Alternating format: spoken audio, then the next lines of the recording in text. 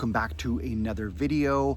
Got a good response to the last one, which I filmed outside in the backyard, so I thought I'd do it again, take advantage of the lovely weather. Summer 2025 continuing to roll on, but I thought I'd switch things up to the front yard this time. It's quite quiet today. Usually being the weekend, there's a constant parade of cars and motorcycles roaring by, but I'm not complaining. Spoke too soon. There goes one. Summer feels like when these flowers are fully in bloom, summer has peaked, reached its high point, its apogee, and from then on kind of inexorably starts slipping away. Speaking of summer, before we get on to the music, thought I would do a quick viewing recommendation. I've done a couple of earlier videos, thought I would just include this here rather than go that route. If you want, you can just skip ahead to the music. Here to talk briefly about a Japanese TV drama I've been watching lately called Beach Boys. Was filmed in the late 1990s. I think somewhat of a fondly remembered classic of that era, but new to me. It's late 1990s, so there's no cell phones, no social media, just people living in the moment, as the meme goes. But it's something of a bromance, focusing on the friendship between two guys, not a subject you really see that often. Two 20-something-year-old dudes, both with really great windswept 90s hair, who are complete opposites. Kato is a very serious, very driven guy climbing the corporate ladder until something happens that shakes his confidence, while Hiromi is more of a happy-go-lucky slacker, a freeloader, until getting kicked to the curb, literally, by his girlfriend who he lives with. So these two guys are kind of at crossroads, loose ends in their lives, and happen to meet up on the road, kind of clash at first, but eventually become friends, and they end up at a small beachside bed and breakfast run by an aging surfer and his high school aged granddaughter, and the two guys decide to spend the summer there, take a break from life, just kind of decompress, figure out what they want to do with themselves. It's very much a something of a coming-of-age story, I would say, focusing on this friendship between the two male leads. Of course, it's got a memorable theme song that one of them sings with in a duet with Richie Sambora, actually. Just focusing on issues of finding yourself, figuring out what you want to do with life, and above all, friendship, overcoming fears and things that are holding you back. Kind of a comedy drama. It's 12 episodes, with about the first half of the episodes more comedic, I would say. The second half getting kind of more dramatic, more emotional, and finally coming to a resolution. And it takes place over this one summer in these characters' lives, taking place at this beachside guest house.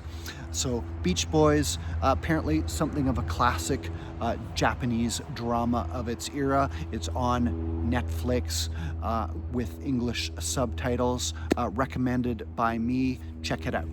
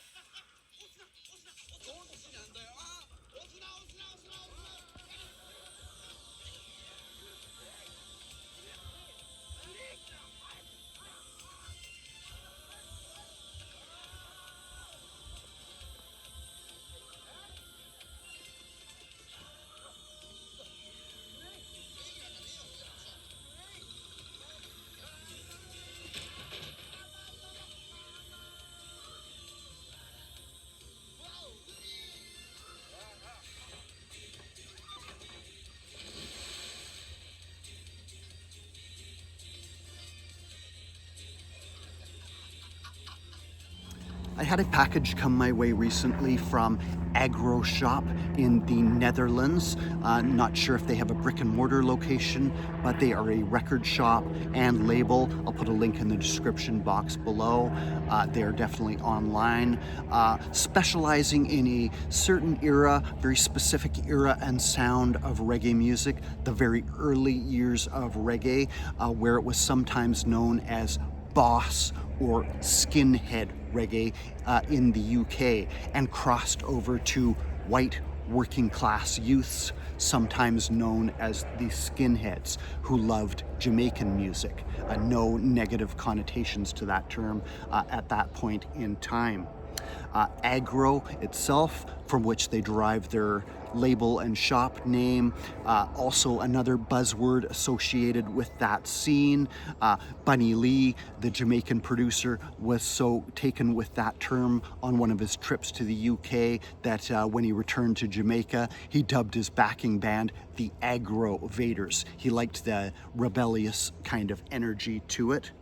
But this era of reggae, typified by fairly rough and ready, jerky rhythms, a lot of organ-driven instrumentals, produced some major hits, many made in Jamaica, but which were hugely successful on the English charts. Double Barrel by Dave and Ansel Collins. I did a whole video on this scene a while back, but just to recap some of the major hits and artists of the era: Lee Perry and his Upsetters with Return of Django, and a whole series of spaghetti western organ-driven instrumentals, which this audience in the UK lapped up. They loved it. An expatriate Jamaican by the name of Laurel Aitken had arrived in England late 1950s, early 1960s, became more popular in the UK than he ever was in Jamaica, and came to prominence in the late 1960s, looking very dapper there. The fantastic Laurel Aitken, aka your High Priest of Reggae. Prince Buster was one of the major artists in the UK at this time. Prince Buster, whose song Judge Dredd inspired a white English bouncer to pick up the name. There goes the traffic. The Pioneers, a Jamaican vocal group, very popular in England, where they appeared on Trojan Records. Trojan itself created around the time of this emerging white audience for reggae, and indelibly associated with that era ever since. The era of the skinheads, seen here on Skinhead Moonstomp by Simmerip, putting the audience for the music, the intended audience, right there on the front cover. These rough and ready white English working class youths with the name Skinhead deriving from their close cropped hairstyles. So popular was Jamaican music becoming as it crossed over to this audience that Trojan Records inaugurated its influential, best-selling series of samplers called Tighten Up, pulling together many of these recent hits that were doing well in the British charts. I only have the first two volumes, very familiar in the UK, but not so common to find over here in Canada. Tighten Up Volume 1 and Tighten Up Volume 2, which contained a song called John Jones, that son of a gun, by a singer called Rudy Mills. A very obscure name. I would have scratched my head to tell you anything about Rudy Mills other than that one song in my collection, but in this delivery from Aggro Shop was their reissue of the one and only album by Rudy Mills. Originally came out in 1969, produced by Derek Harriott, appearing in Jamaica on his Move and Groove label and on Pama in the UK. Originally had the rather generic title of Reggae Hits. Aggro Shop have slightly renamed it John Jones and Other Reggae Hits to emphasize that song that was popular enough in the UK to appear on the Tighten Up Volume 2 sampler. But Rudy Mills himself, a very obscure name, not much known about him until Aggro Shop put together this lovingly curated, highly crafted, well-made reissue of his debut and only LP, fully detailed story in the liner notes by Dr. Buster Dynamite, and that is on black vinyl on Aggro Beat, Aggro Shop's own label. Rudy Mills was born in Kingston, was a very soul-influenced vocalist with a slight husky or vulnerable tone to his voice.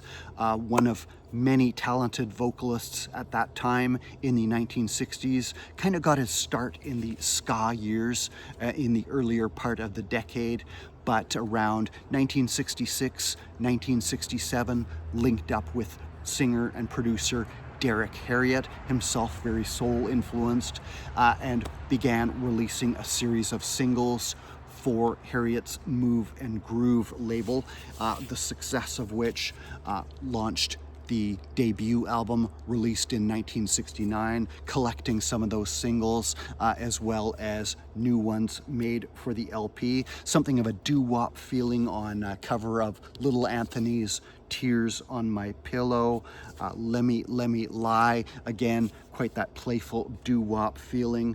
The big hits in the UK was John Jones, while A Long Story was a bigger hit in Jamaica. And I've heard another singer kind of homage or reprise the chorus of that song. I can hear it in my head. Might have been a live version where kind of on the outro he sings the chorus, "Oh, it's a long story," but I'm racking my head trying to figure out where I heard that. Might have been Freddie McGregor. I don't know when I'll find that. Great soul-influenced singer, only released the one LP, very obscure, very hard to find until Aggro Shop put this fully authorized reissue made in conjunction with the singer, who in late 1969 moved to Montreal, Canada, left music behind until kind of getting the itch to start performing again around 2019, and still going to this day. John Jones, you son of a gun. John Jones, you son of a gun.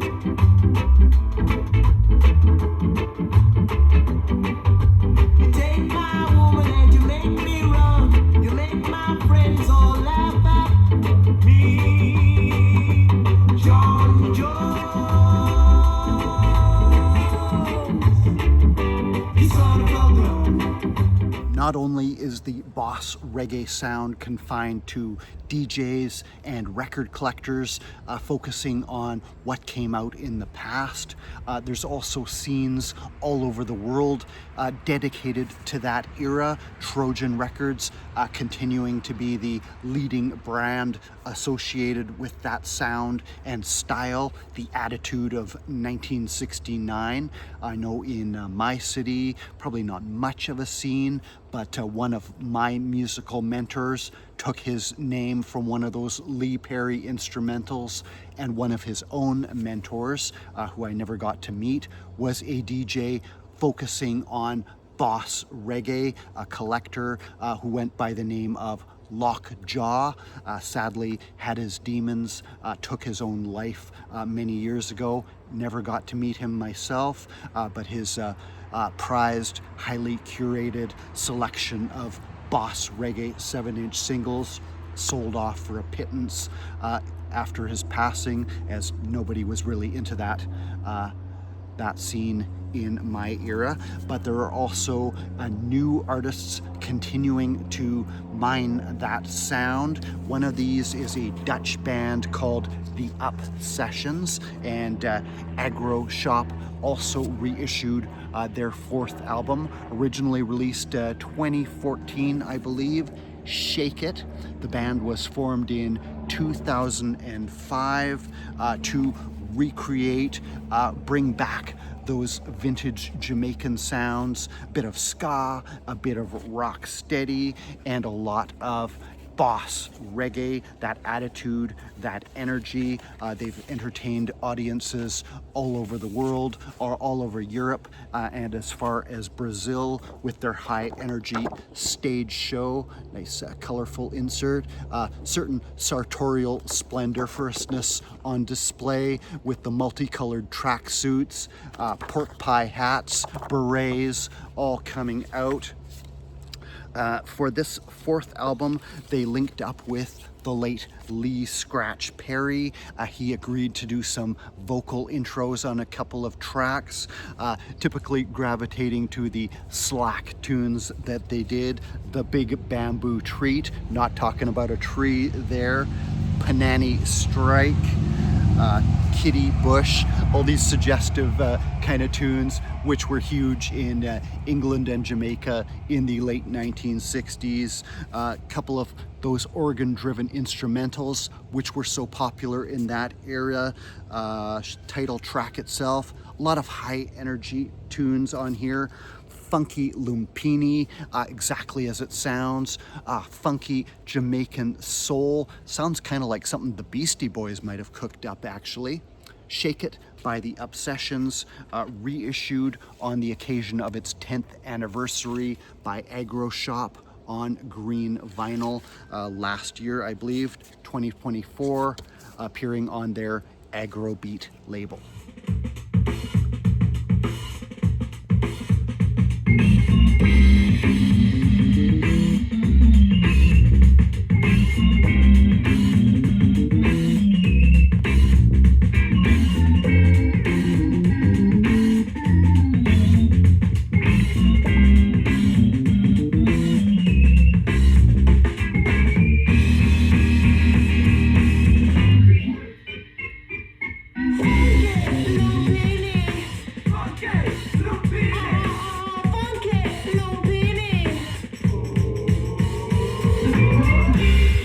Jumping a bit ahead now into the late 1970s roots era in Jamaica.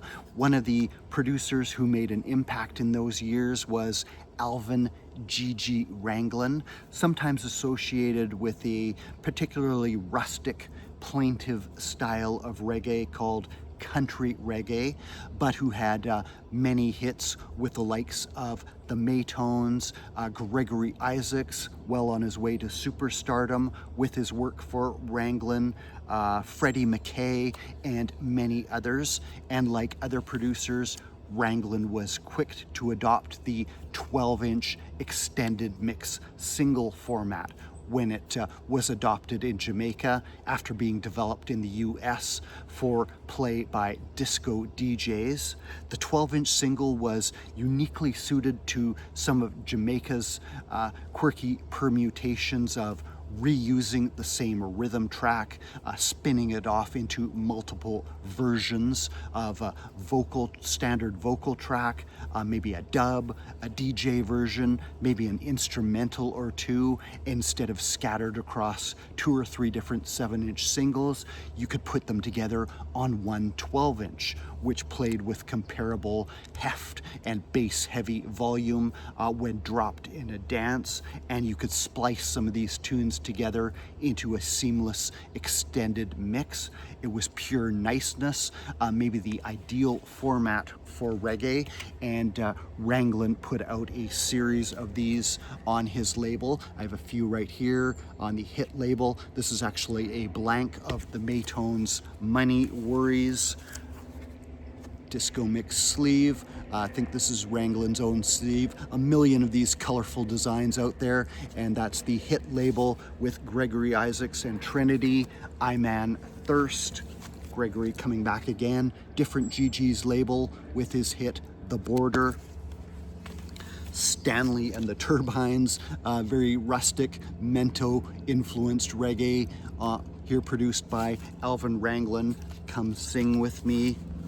Female singer Barbara Jones doing a medley of Bob Marley hits, and the For their latest release, the Netherlands-based Jamaican art label has collected some further of these 12-inch single mixes produced by Alvin Ranglin. This is another one I got from Aggro shop, not Boss Reggae, but Roots, Gigi's hit disco mixes, nothing to do with disco music, straight Roots Reggae here on the Jamaican art label, fully annotated by Dr. Buster Dynamite, head of the label. You get the Maytones here with Madness, the title track of their debut LP. Different mix than what appears on that LP, which I do have in the collection.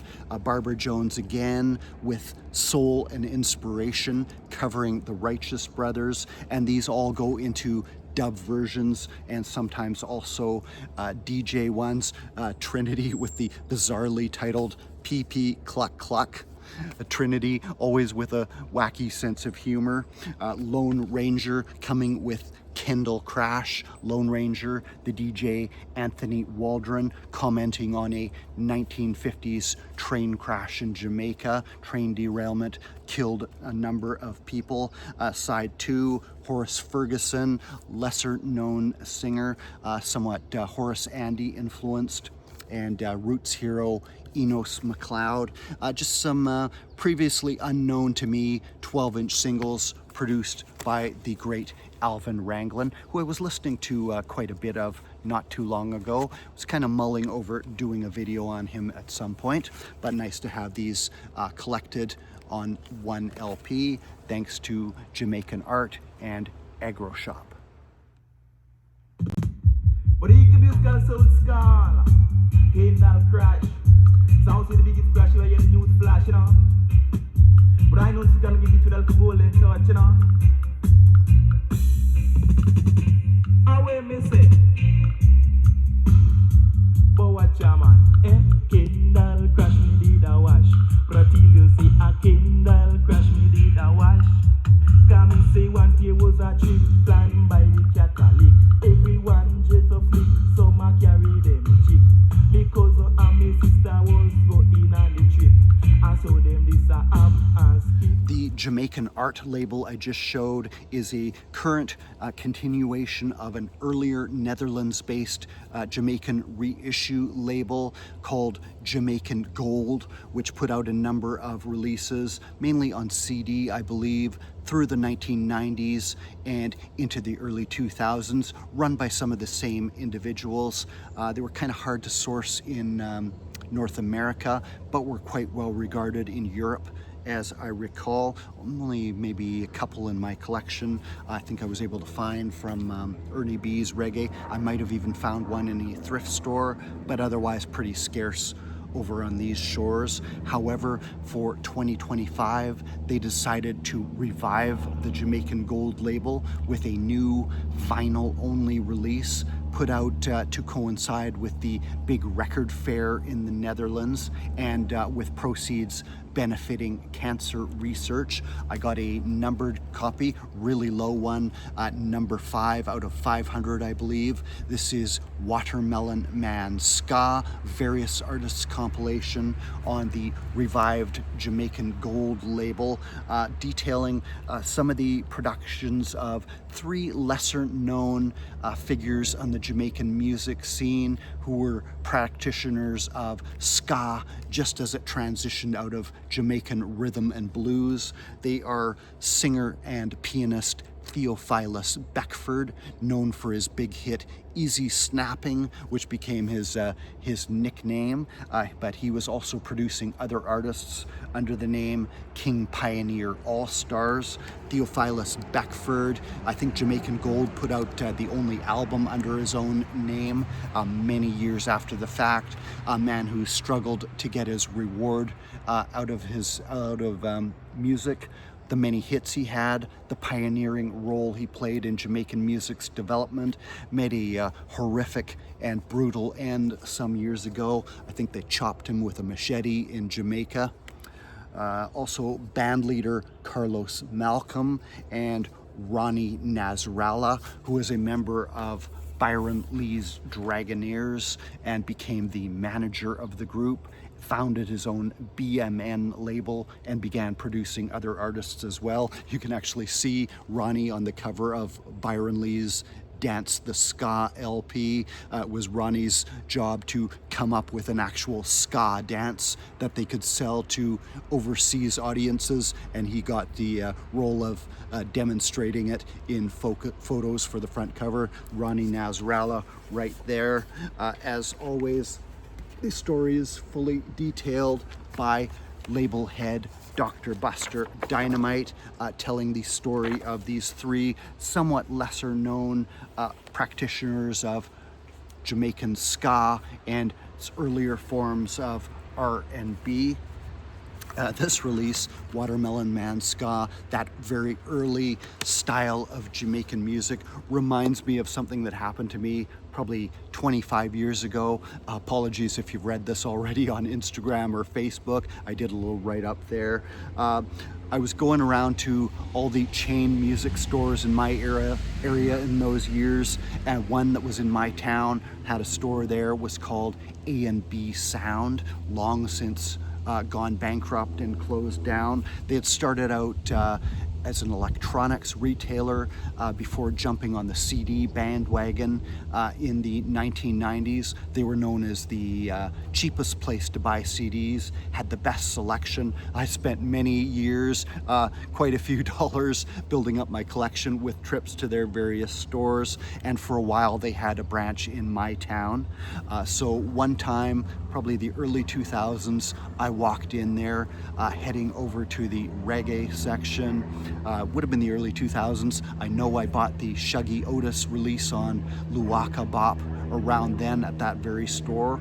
But this time I walked into the store and there was a guy in the reggae section. This was pretty rare. I hadn't really met anybody in person that liked reggae the way I did. I was on the Blood and Fire message board, learning a lot about it, probably naively fancied I knew a bit about it.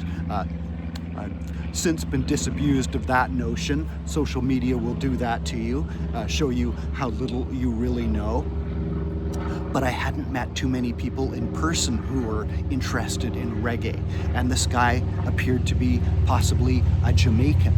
So I sidled over, tried to make a little conversation. This guy, probably pretty close to twice my age, probably my mid-20s at this time, this white kid coming up to him. This guy kind of looks me up and down, kind of skeptically says, you into dub? He'd probably had this kind of encounter before, these white guys getting into Jamaican music through dub. So I kind of said something like, well, yeah, but all the styles of Jamaican music, really. Well, he started talking about ska. The early Jamaican ska, rattling off a lot of names of the musicians. He knew this music inside out. I had the feeling he could tell me who played what on whatever record just by hearing a few notes of it. I knew some of the names, but I was still pretty rough on ska at that time. So can't quite remember how the encounter went. Conversation kind of petered out. We moved on our separate ways. Never saw that guy again. Did not make a reggae pal that day, but I've often thought back to that encounter over the years, wondering kind of how, why that went down the way it did. I mean, we've all had that thing where you're at the record store and you're digging side by side with somebody else, or you see somebody make a recommendation to somebody who already knows that record, knows music better than you do, and you've that's easy enough mistake to make. You don't know who's who when you're side by side in the racks there, what their story is. But thinking back, reflecting back, I came to the conclusion that I'd crossed a boundary, crossed a line I hadn't quite been aware of. Jamaican music, a little bit different from rock, from any other genre of music, coming as it did from the Jamaican community, Jamaican culture. It's one thing to listen to and enjoy music from a culture that's not your own. everybody's welcome to do that.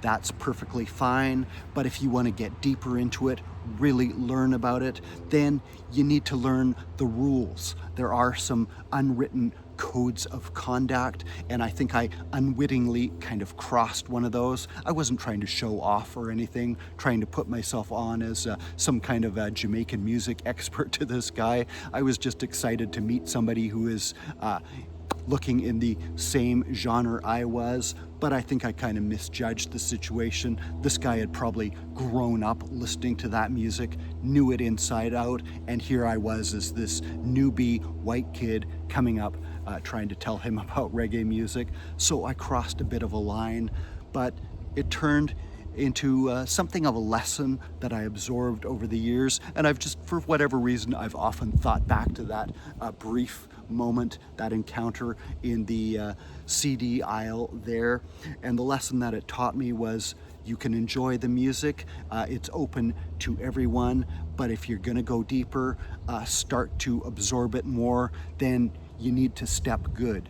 You need to mind yourself, know your place in the bigger story. It is a story, and you're not the main character in it. You're not even a bit part in this continuing story. You can participate in it, but you need to show respect to the elders. You need to be humble and be deferential to those who have gone before you, those who have lived this music inside and out, and who it has been part of their lives and their culture for since young ages.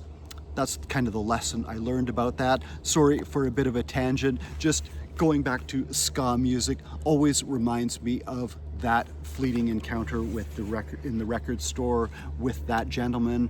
Never saw him again, but he did teach a young kid a lesson that day, and it's one I've tried to keep in mind. To this day, some of the bigger men than I will call me out if I make some kind of an error in one of my posts on here, and that's fine.